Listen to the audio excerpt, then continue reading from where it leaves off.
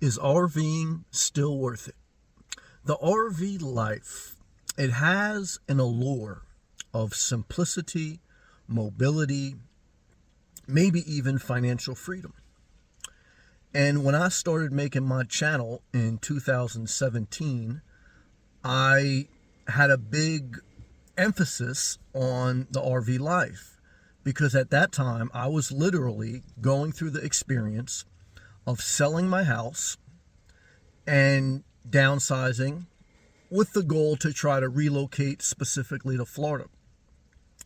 Now, some people may sell their house and they may just want to travel. I really didn't want to travel, but I really wasn't ready to buy a new house in Florida at that time because I was still stationed locally for work and a few other obligations in the Northeast. So I kind of knew I was ready to sell, but I knew I wasn't ready to buy. So I was in this transitional period. And the RV life is basically a transitional lifestyle. It's temporary housing. It provides a higher level of mobility. So one of the options I initially looked at in 2017, as I make this video, it's almost 2024, so I have about 7 years of experience going through this lifestyle. But at that time, I was looking at RVs, and after going through several RV dealerships, and there's not many in the Northeast because the RV culture is more embedded in the southern states because of the warm weather all year round, and a lot of people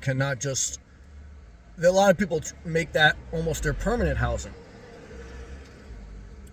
So when I was researching, I was traveling to different RV dealerships I can find locally in my area. What I found was a little bit of a sticker shock because I said, wow, it's not cheap. It wasn't super expensive. This was pre-pandemic, again, 2017, researching RVs. So they weren't blown up prices, but they weren't cheap for new ones. Now, certainly you can get a used RV. And again, RV stands for recreational vehicle. So kind of like when you figure out on buying a used, it's like, do you normally buy new cars or used cars? I've done both, and I kind of prefer new. And I'd rather buy a new one and keep it for a long period of time than buy a used one and take a bet. So I was kind of in the new market. I really didn't want to buy used.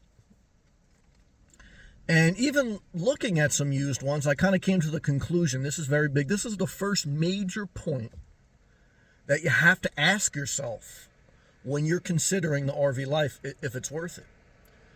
No matter how I looked at it, whether I buy a new RV, a used one, a travel trailer, or a motorhome,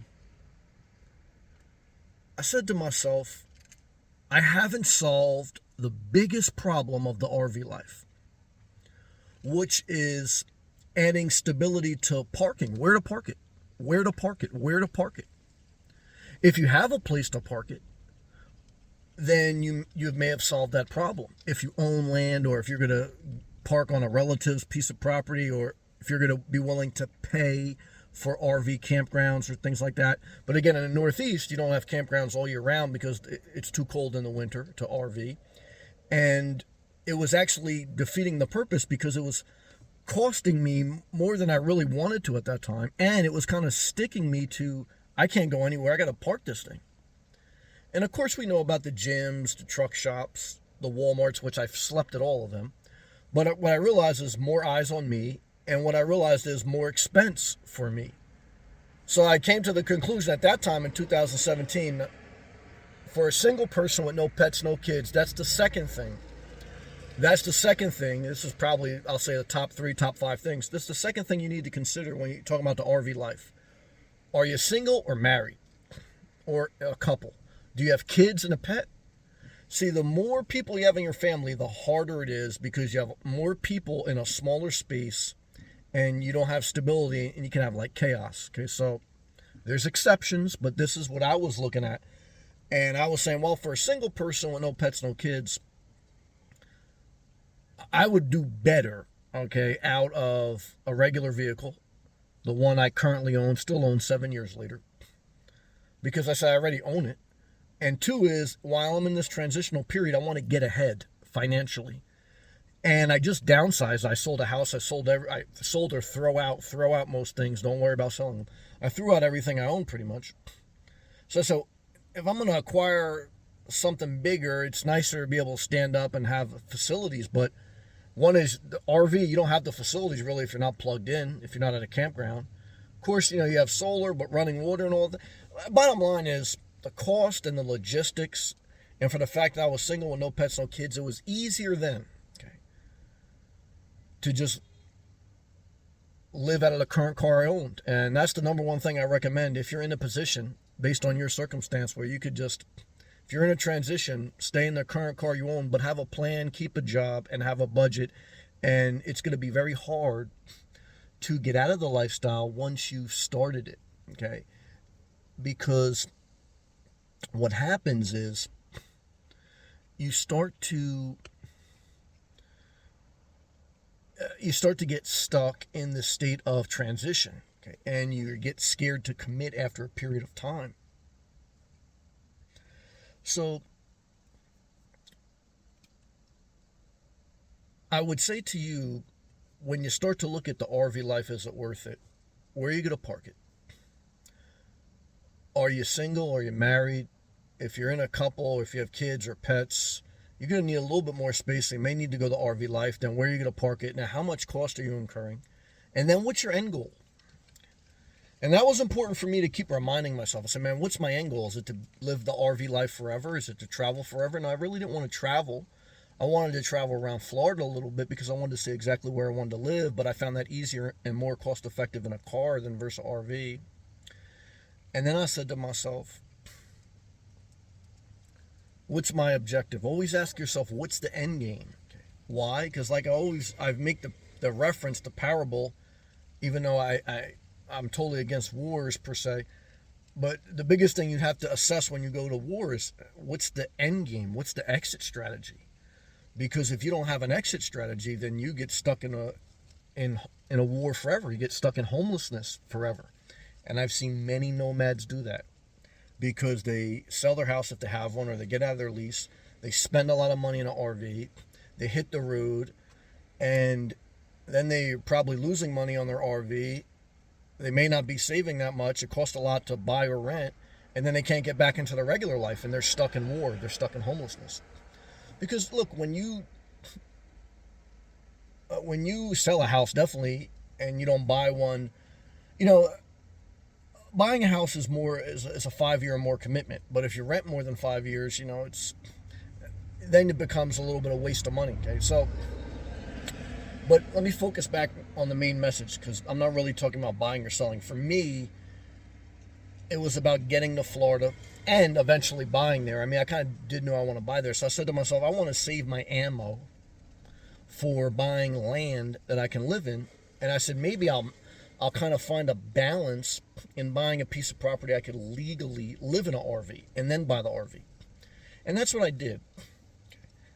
And what I found is then a couple things with RVs.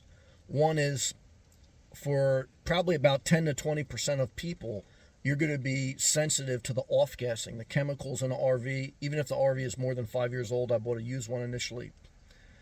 80% of people won't be. The best way I can explain that is most people are not allergic to peanuts. But for those who are allergic to peanuts, you can have a very violent physical reaction. It's the same thing with off-gassing of RVs. Most people are not going to be allergic. But for the 10-20% of people that air quality affects them, it's going to be a violent physical reaction. And then the other thing is, when you're in an RV, for a single person, the space was okay. It was a little tight because then I got a very small one.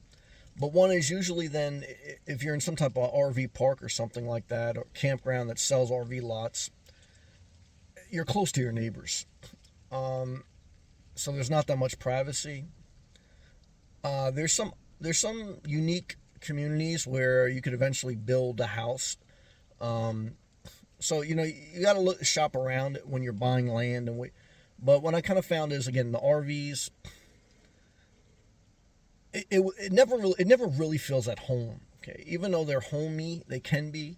Living in a condo, I could tell you from my experience, and of course staying at houses and everything, a house and a condo are more of a home than an RV.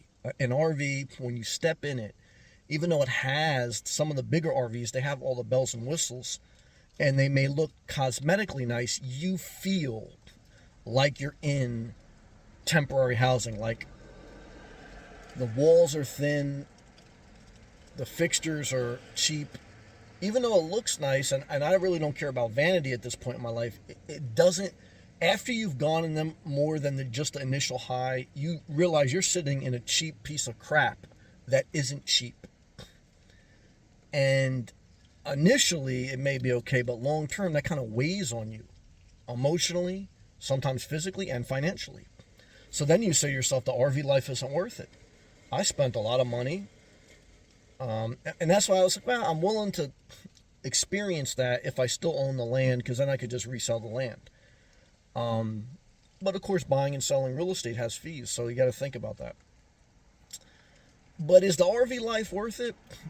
It's an experience, but from my experience, initially no, because figure out where you want to live and buy land first there. But everyone's different, so this is only my experience, my opinion, my perspective. But you know, everything has a unique thing, because again, Florida, there is high homeowners insurance, so with the RV life, you're able to offset that because you just pay for regular RV insurance and then you can move it, even though most people don't move their RVs even in a hurricane. But you could afford a hurricane insurance more. So it just has that counterbalance, but you don't have you don't have equity really. You don't have an appreciating asset, because even if you're paying a higher home insurance, you are still maintaining and probably going to appreciate in value a little bit better. And you're in a home. You're actually safer too a little bit, because you probably want to ride out a storm, if you had to ride out a storm, if you could, if you weren't evacuated, in a house or a condo versus a RV, because RV again is very thin walls. So that's the thing. It's tough. I mean, overall, there's so many different individual perspectives, but overall, in many instances, the RV life is not worth it. I did it as a transitional period, and I didn't do it initially. I just wanted to get to the point where I could buy land first, then get the RV. That's what I did. And I don't know, going forward, the condo, I don't think I'd probably ever do a single family house again, because I just don't like taking care of property. You pay for everything. You just got to kind of figure out what works for you. But I hope talking this out helped you a little bit. Okay? And I'll see you next video.